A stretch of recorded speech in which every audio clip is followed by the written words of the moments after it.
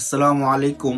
এক ভাই জানতে চেয়েছেন খুবই গুরুত্বপূর্ণ একটা বিষয়, যদি কারো নামাজের মধ্যে একাধিক ওয়াজিব তরক হয় তখন তার বিধান কি হবে।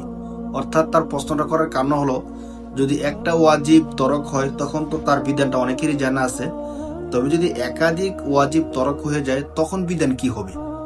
তো সঠিক মাসআলা হলো, যদি একই নামাজের মধ্যে কোনো ব্যক্তির একাধিক ওয়াজিব তরক হয় এবং উভয়টা ওয়াজিবই তার ভুলের কারণে হয়, নামাজের শেষে সাহু সেজদা করলে তার নামাজ শুদ্ধ হয়ে যাবে। আর যদি উভয়টা ওয়াজিব ইচ্ছা করে তরক হয় তাহলে সাহু সেজদা দিলেও তার নামাজ থাকবে না, বরং নামাজটা নষ্ট হয়ে যাবে, আবার নামাজটা পড়তে হবে। তবে যদি একটা ওয়াজিব ভুলে ছুটে গেছে, আরেকটা ওয়াজিব ইচ্ছাকৃতভাবে ছেড়ে দিয়েছে, তখনও তার নামাজটা নষ্ট হয়ে যাবে, সাহু সেজদা করলেও তার নামাজটা থাকবে না। আল্লাহ তাআলা আমাদেরকে বুঝার তৌফিক দান করুক।